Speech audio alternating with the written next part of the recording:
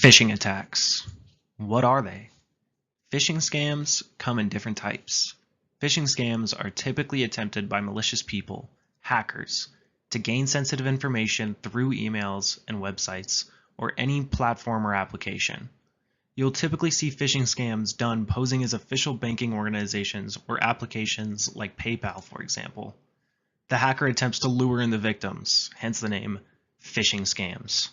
They will attempt to lure you into giving away sensitive information, such as, and not limited to, login information, phone numbers, addresses and passwords, and in some cases, social security numbers. How it works. In this example, the hacker will send out an email to an employee. The website that the hacker has sent will be a clone or replica of the real website.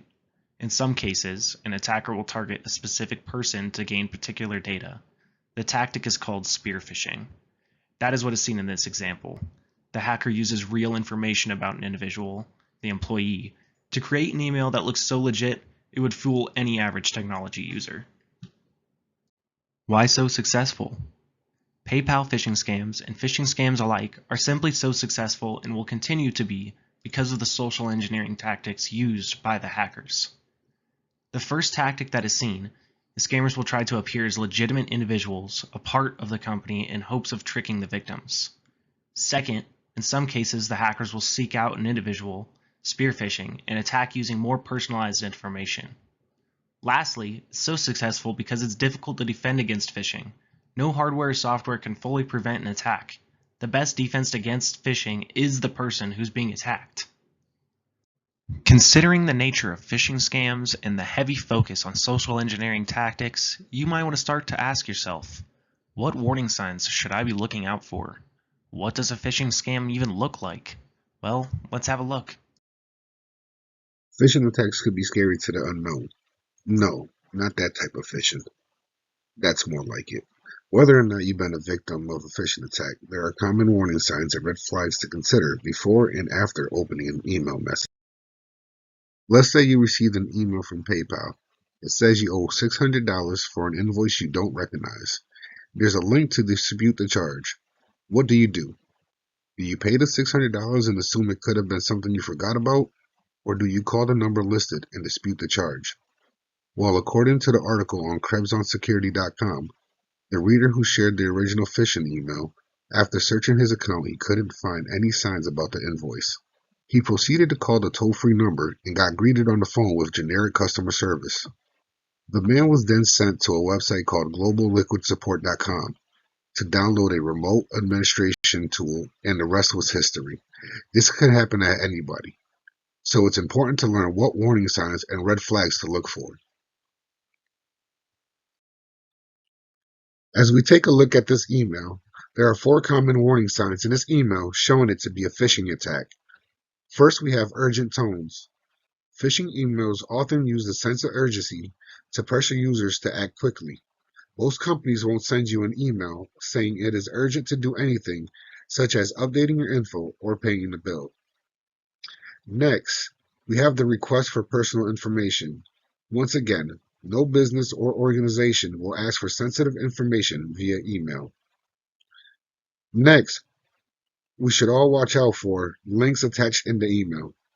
Check for misspellings, unusual domain names, or lack of HTTPS.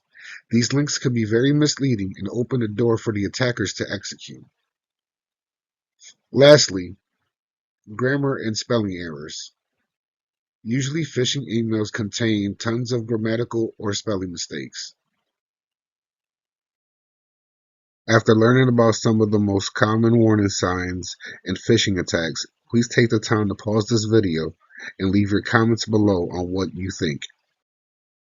Ignoring the warning signs and red flags from an email can impact a business or yourself tremendously, from a loss of data to stolen intellectual property or just tons and tons of money being lost.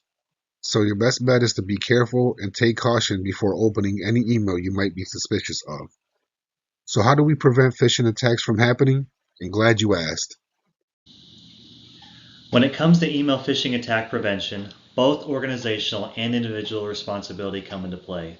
On one hand, businesses should take proactive steps and implement strong security measures and policies, and on the other hand, employees must be aware of what to look for and what to do if they encounter a phishing email. As I briefly discuss both of these two areas of responsibility, I'd love to hear your opinion on who should be held primarily accountable for preventing phishing emails, the organization or the individual. Organizations should be responsible for implementing policies that help block phishing emails from ever landing in their employees' inbox. One way to help accomplish this is through the use of anti-phishing software. This software should include email filtering rules and identify and block malicious file attachments and URL links.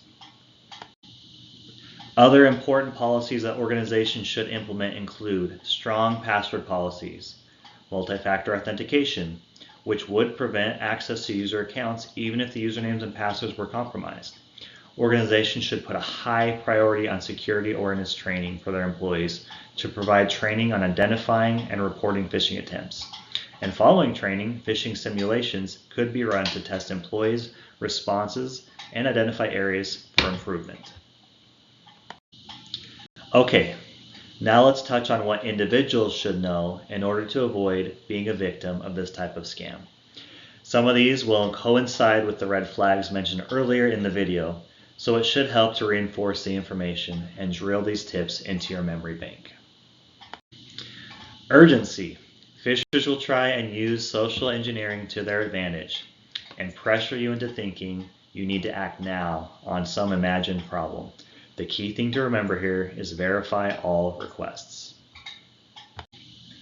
Check the sender email address carefully to verify it is from a known or trusted source, and hover over links to verify that the actual URL matches the expected domain. Avoid clicking on attachments from unknown senders, which can contain malware. If an attachment is unexpected, it should be deleted without opening it. Legitimate companies will never ask for sensitive information. If a request seems suspicious, it probably is. Verify, verify, verify. Use strong, unique passwords, change them often, and enable two-factor authentication whenever possible. And lastly, if you receive an email that you suspect of being a phishing attempt, you should report it to your IT department, email client, or any other reporting method available. Okay, so back to my original question. Who should be held primarily accountable for preventing phishing emails, the organization or the individual? Every individual should be responsible and learn these prevention tips on their own. However, I feel at the end of the day, organizations should take the lead and ensure each employee receives continued training on email phishing detection and response. All it takes is one employee falling for a phishing scam for your network to be compromised.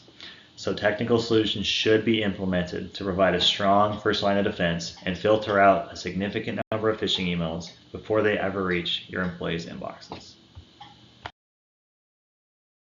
This topic brings to mind several different areas for discussion. Pause the video and take a look and comment below your thoughts on this important cybersecurity topic. Thanks for listening.